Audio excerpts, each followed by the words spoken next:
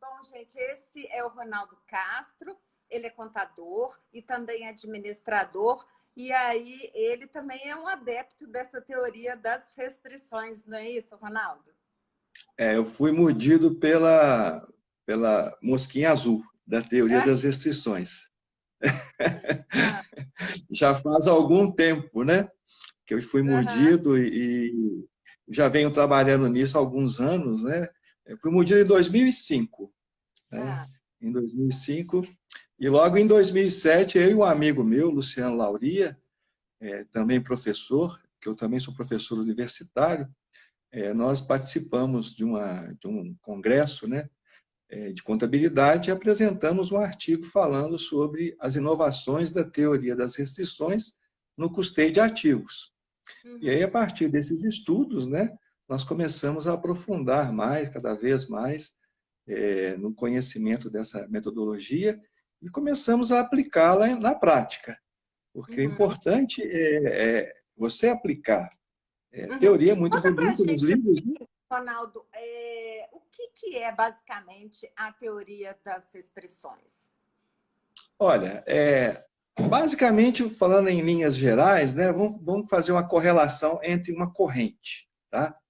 O Goldratt, né, que é o idealizador da teoria das restrições, ele fala muito que é como se fosse a corrente simbolizando um sistema em que cada elo da corrente seria uma parte do sistema.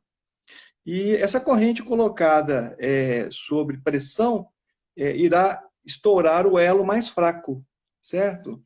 Uhum, Então, esse elo mais fraco da corrente nós chamamos de restrição. Então, assim, em linhas gerais, falando assim, da forma empresarial, toda empresa tem uma restrição, né? Toda empresa tem um elo mais fraco.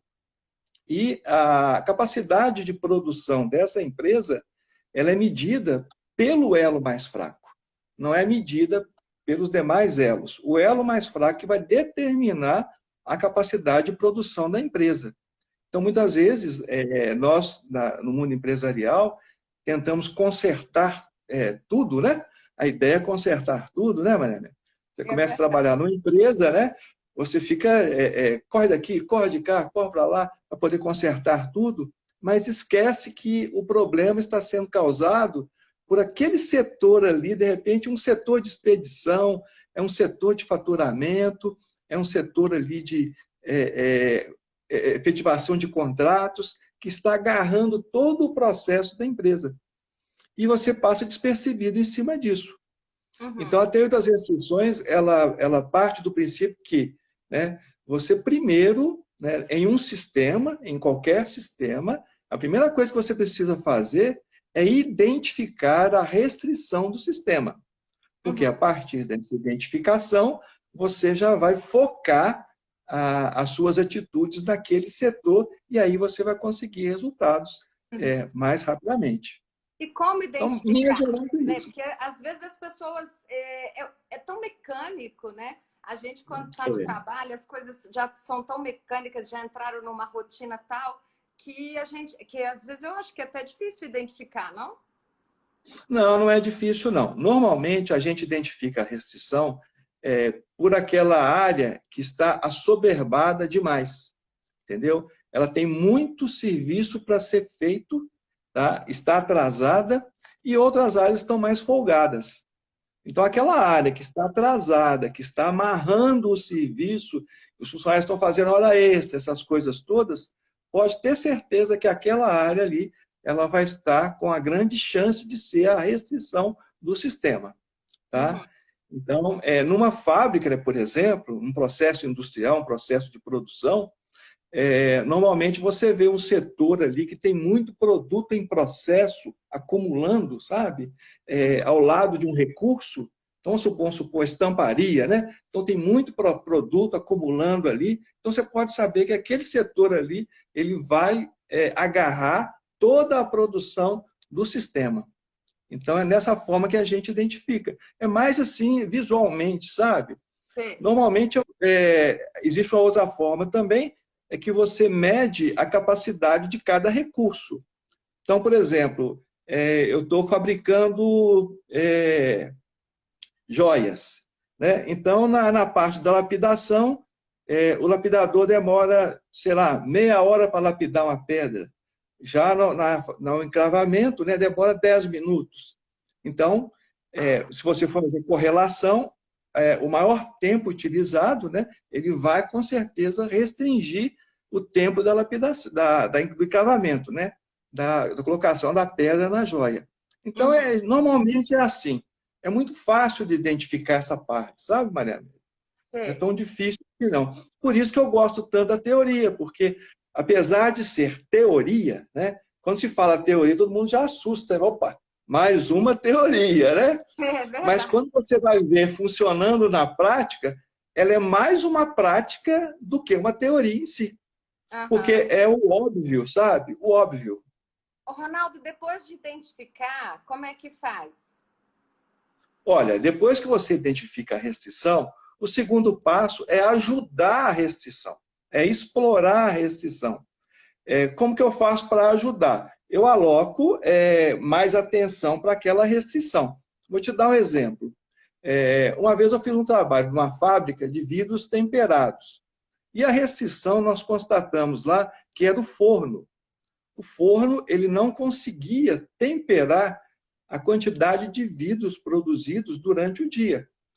Fabricava-se muito box, né? Box de vidro temperado, e o forno não dava vazão àquela quantidade produzida. Então, como que nós tínhamos que fazer para aumentar a produção? Colocamos mais um turno no forno. Quer dizer, não precisamos comprar outro forno, né? Não foi necessário comprar outro forno. Basicamente, só contratamos um outro operador e um ajudante para trabalhar à noite, e aí nós dobramos a produção sem nenhum tipo de investimento. Então, é uma coisa simples, né? São ideias simples. Na verdade, ela acaba identificando coisas bem simples, então. Justamente, né? É a simplicidade inerente, né? O Goldart fala que todo sistema tem uma simplicidade inerente e que nós precisamos identificar essa simplicidade, porque a gente quer complicar tudo, né, Maria Amélia? A ideia é complicar. Se não for a sugestão complicatória, ela não tem muito valor. Então, quando a coisa é muito simples, né, pensa-se que não resolve o problema.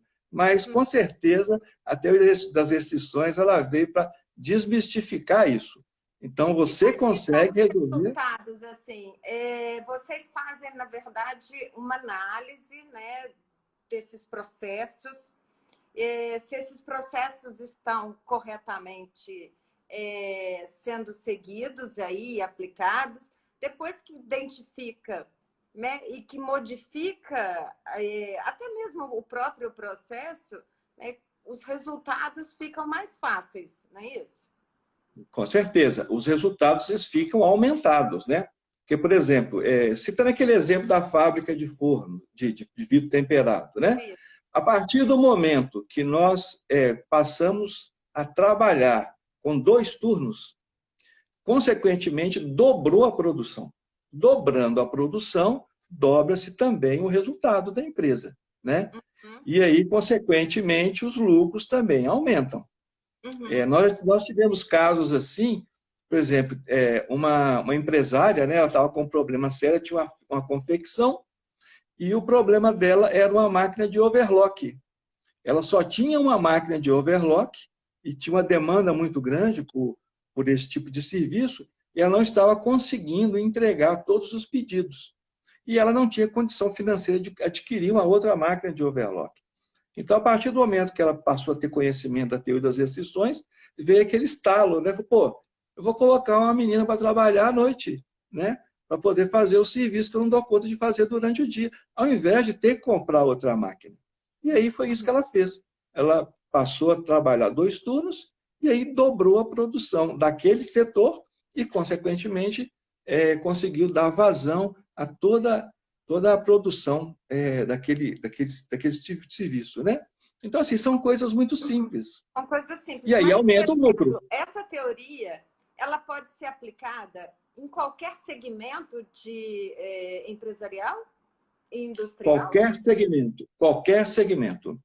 Inicialmente, quando ela foi criada, né, na década de 80, igual você falou, 84, com o livro A Meta, pensou-se que ela estaria voltada especificamente para a área industrial. Porque o livro A Meta, que foi o livro que divulgou a teoria, ele fala sobre um processo dentro de uma indústria. Tá? Mas aí, depois disso, né, foi se vendo que ele não se aplica somente a processos industriais. Ele se aplica a qualquer tipo de processo, serviços, comércio, né? E, assim, com resultados excepcionais. Nós temos casos em hospitais, casos nas forças aéreas, casos na Embraer. A Embraer é um grande exemplo aí da utilização da teoria das restrições do Brasil. A Riachuelo também é outro grande exemplo da aplicação da teoria das restrições no Brasil. Então, o que nós precisamos fazer? Nós precisamos divulgar esse negócio para que os pequenos e médios empresários também passem a ter conhecimento. Porque, hoje em dia, quem tem conhecimento disso são só os grandes empresários. Entendeu? Então, a gente tem que arrumar uma forma de divulgar melhor essa teoria para os pequenos e médios, para que eles possam usufruir dos benefícios da teoria. Uhum. Existe um índice aí que vocês conseguem, já que você, desde 2005 que você trabalha com isso, são 15 anos, você conseguiu traçar um índice aí de aumento de produtividade nas empresas todas que você já ajudou? Olha, eu particularmente, eu não tenho esse índice, mas a Goldratt, né, que é a empresa que vende a teoria das restrições, né, no Brasil e no mundo, ela tem índices assim de redução de estoques, né, estoques de produto em processo, que um dos grandes gargalos, né, financeiros hoje nas empresas é o estoque. Então, por conta dos processos produtivos, você tem que ter um estoque muito grande de produtos em processo para dar conta de produzir a quantidade suficiente. Então, a redução de estoque chega em torno de 70%, Ana Amélia, né? A redução do tempo, né, de processamento, do lead time, né, chega a 40%. A lucratividade aumenta mais de 60%. Ou seja, todos os índices crescem na medida que você começa a usar, porque a teoria das restrições ela tem 5 passos de implementação. O primeiro passo é identificar a restrição do sistema. O segundo passo, né, é explorar a restrição, é saber como fazer com que eu consiga ajudar aquele recurso restritivo a produzir mais. O terceiro passo a gente fala que é subordinar. O que é subordinar? Olha, se o meu forno, né, tem capacidade de produzir 200 metros por dia, eu não vou fazer com que os outros recursos produzam uma quantidade maior por dia. Porque vai agarrar tudo em estoque de produto em processo. E vai gerar estoque, vai gerar custo, né, para a empresa. Então, vai desembolsar a empresa. Então, eu preciso reduzir esses estoques, fazendo com que flua melhor a produção. Então, o terceiro passo, né, é fazer esse nivelamento. Então, fazer com que tudo flua naturalmente, né? O quarto passo, aí já é elevar. O que é o elevar? Eu já fiz tudo. Meus equipamentos já trabalham, minha restrição já trabalha 24 horas por dia, as minhas paradas são todas cronometradas, as manutenções são todas previstas, não tenho mais onde tirar a produção. Aí sim eu faço um investimento, aí eu adquiro equipamento novo. E o quinto passo é, se em algum passo anterior a restrição for quebrada, né, porque pode ser quebrada antes, volta ao passo 1, tá? Mas não deixando que a restrição se torne, não deixando que você fique à mercê da restrição. Ou seja, é um processo de melhoria contínua. É o PDCA, né? É o próprio PDCA. Então, a empresa fica o tempo todo monitorando, porque a restrição, ela pula, né? Ela vai pulando de galho em galho. Se a minha restrição hoje é o forno e eu resolvo o problema dele, pode ser que mude para um outro setor a restrição, né? Só que eu já tenho isso de antemão, já sei disso. Então, antes de agarrar lá, eu já começo a tomar providências. E aí vai fluindo mais naturalmente. Então, acaba com essa administração aí, né, apagando incêndios. Ronaldo, e vocês Oi. aqui no Brasil já tem uma quantidade grande de empresas que utiliza como base a teoria das restrições? Tem uma quantidade razoável, né? Nós temos aqui no Brasil duas empresas fortes, né? Que é a Goldratt Consulting, né? Que é do próprio Goldratt, e tem a Goldratt Associados, que é outra empresa de São Paulo, que também trabalha a teoria das restrições. Então, são empresas que têm cases, né? Muitos cases de implantação com sucesso da teoria. E fora aqui em Minas Gerais, você tem um índice, mais ou menos, de quantas empresas já utilizam essa teoria? Não, a maioria das empresas, Ana Amélia, elas não gostam de divulgar que estão utilizando, porque se torna um diferencial competitivo. Ah, tá. Então, de repente, ela começa a ter resultados assim, excepcionais e ninguém sabe por quê e ela não quer falar por quê. Porque você passa a ter uma administração diferenciada, né? E aí é um diferencial competitivo. Então, é muito difícil a empresa divulgar. Agora, aqui em Belo Horizonte, né, nós temos o caso da Itambé, que utiliza os preceitos da teoria das restrições. Tá, essa divulgou, está divulgado na internet, no próprio site da Goldratt, né, tem divulgado o caso da Itambé, que todo mundo conhece aqui em Belo Horizonte. E isso fez com que melhorasse a empresa num todo, né? Porque a gente sabe que no todo. Teve, há alguns anos teve um problema, né? De administração, de gestão e tudo mais. Isso. E isso fez com que ela conseguisse recuperar, né? Conseguiu recuperar e muito bem. Existe um vídeo, né, no site da Goldratt, no YouTube, falando sobre o que aconteceu com a Itambé. Depois da aplicação da teoria, a melhoria dos índices todos, enfim, uma outra empresa hoje, né? E trabalhando com conceitos mais modernos. No próprio desenvolvimento da indústria, né, em si. Claro. O que eu costumo dizer, Maria Amélia, é que a maioria dos empresários, né, grande parte, não vou falar maioria não, mas grande parte, trabalha apagando incêndios. O dia a dia, né, consome muito e você tem tantos afazeres, tantas coisas, e falta planejamento. Essa falta de planejamento, ela cria incêndios. E aí você fica apagando incêndios e não tem tempo para planejar. A teoria das restrições, ela vem e ajuda, né, de uma forma bem simplificada, a você fazer um planejamento básico em que você deixa de ficar apagando incêndios e passa a ter uma harmonia maior na administração.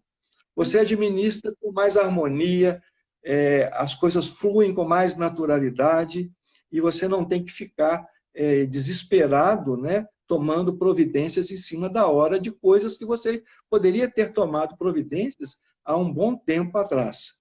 Entendeu? Então, a teoria, ela ajuda nisso. Por exemplo, também, no caso, como a gente teve um ano atípico, né, Ronaldo, assim, com a pandemia. Então, essa teoria ajudou muito as empresas nesse período? Olha, as empresas que a utilizam, sim, né? Inclusive, tem casos de hospitais, né, que utilizam nos Estados Unidos, né? Tem um case lá em Utah, o hospital de Utah, que utiliza a teoria e assim, tem resultados assim, surpreendentes, sabe? Porque você não sai correndo atrás do problema. Você já antevê o problema, já toma providência, e quando o problema surge, você já está com a solução. Você não tem que ficar desesperado, né? Se você tem uma ideia, Maria Amélia, lá no Japão, toda obra prestada para o setor público, tá? Toda obra prestada para o setor público tem que ser administrada usando a teoria das restrições. Olha, entendeu? Interessante esse dado, né? Todas as obras, porque o governo japonês ele decidiu que essa metodologia ela faz com que as obras sejam entregues dentro do prazo, no escopo e no custo. Então, é uma coisa assim que é impressionante, porque Não existe nada que atrasa mais do que obra, né, Maria Amélia? É verdade. Vai fazer uma reforma na sua casa para você ver, né? É Você verdade. pensa que E vai essa gastar teoria, já que X, você gasta já que você 2x. falou em obra em casa, essa teoria também ajuda em obra em casa, porque é desesperador, né? Ajuda na nossa vida pessoal. Existe um braço da teoria que Aham, é aperfeiçoamento pessoal, tá? Focando nas suas capacidades, nas suas restrições e atuando em cima delas, para aham. que você se torne, né, um profissional de melhor qualidade, de melhor nível, com competências melhores, né? Então, existe esse braço, né? Existe o braço da teoria das restrições na educação também. Nós temos um caso no Brasil, em Joinville, que eles estão aplicando nas escolas públicas, tá? Patrocinado pela empresa Neogrid, tá? Inclusive, quando eu fiz o mestrado em educação, a minha tese de mestrado foi sobre a aplicação da teoria das restrições na educação, lá em Joinville. Então, eu viajei lá para Joinville, fiquei uma semana lá, desculpa, entrevistando todas as professoras, as diretoras das escolas públicas, para entender como que estava sendo feito o processo de implantação da teoria das restrições na educação. Sabe por quê, Maria Amélia? A teoria das restrições, ela ensina a criança a pensar, entendeu? Ela não ensina a virar papagaio, ficar repetindo. Ela ensina as crianças a raciocinar, a pensar, a resolver problemas. Então, por isso que o negócio é fantástico, né? No mundo empresarial, ensina o empresário a pensar, a raciocinar, a resolver problemas, não a reagir em cima de coisas que estão acontecendo ao bel prazer das E coisas, só né? naquele momento também, né? Pelo que eu entendi, ela te Justamente. dá uma visão global, assim, do que está acontecendo na empresa, e ele pode realmente ter um planejamento, porque normalmente as empresas, elas têm o plano de negócios, né? Assim, bem definido, mas todo dia, como você disse, tem um leão aí para poder domar, né? Então fica muito Não, complicado. Não, é muito complicado administrar uma empresa, né? Eu administrei várias, então eu sei como que antes de conhecer a teoria das restrições e depois que eu passei a conhecer a teoria das restrições. É outro mundo, né?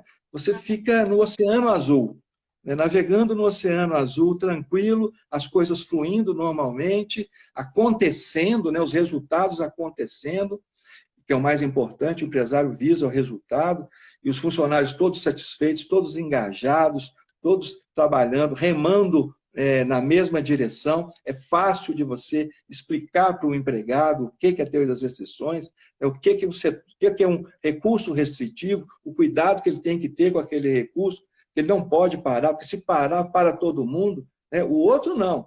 O outro recurso que não é restritivo, ele pode parar, que não afeta a produção. Mas o recurso restritivo, se você perde produção nele, você compromete todo o seu resultado. Então, assim, o cuidado, né, com esse recurso restritivo, e, assim, é encantador, Maria Amélia, esse negócio, viu? Vai te É morder bem também a diferente, mosquinha. né? A gente, quando escuta assim, teoria das restrições, a gente fala, nossa, lá vem mais uma É, coisa para poder oprimir todo mundo, né? né? Na Tem realidade, é nada justamente disso. o contrário, né? É a lógica, né? É a lógica. O difícil é simplificar, Maria Amélia, né? Uhum. Complicar é fácil, né? Escrever palavras difíceis é fácil. Difícil é você pegar e falar simplesmente o que precisa ser dito e a pessoa entender, né? Uhum. E a teoria das restrições, ela faz qualquer empresário, pequeno, médio, grande, entender o funcionamento e E a aplicar. dinâmica, né? E a dinâmica, né? Não é tão complicado assim, né? É a lógica das coisas, é a lógica do mundo, né? Uhum. Por isso que tem surgido tantos resultados assim positivos ao redor do mundo. Não é no Brasil só, não, é do mundo inteiro, viu? Agora, É. os outros países estão mais evoluídos, né? Igual eu falei com você no caso do Japão.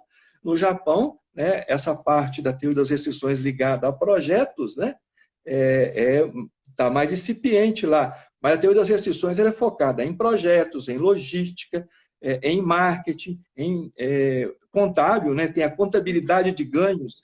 Eles criaram a contabilidade de ganhos, que é diferente da contabilidade de custos. Todo mundo trabalha com contabilidade de custos. A teoria das restrições, não.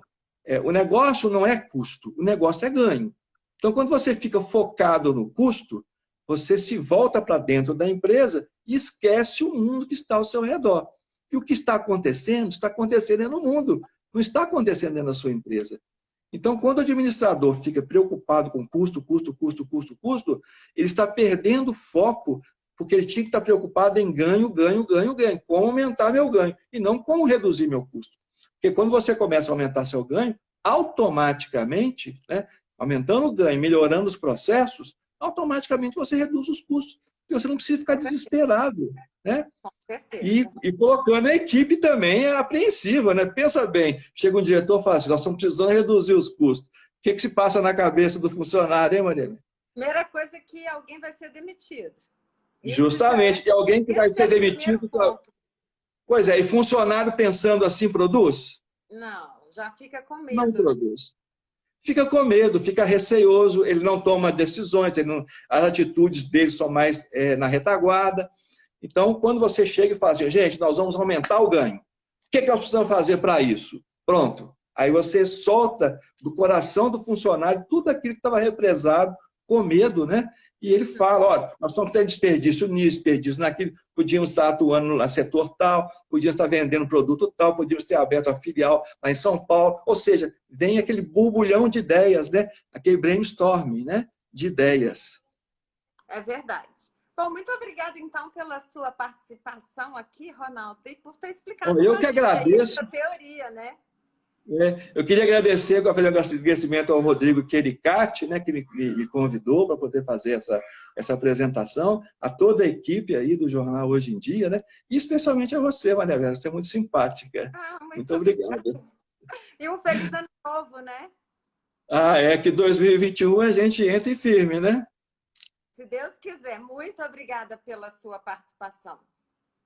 Tá certo, tá. Muito obrigado. Eu conversei aqui com o Ronaldo Castro, que é contador e administrador, e ele falou para a gente hoje sobre a teoria das restrições.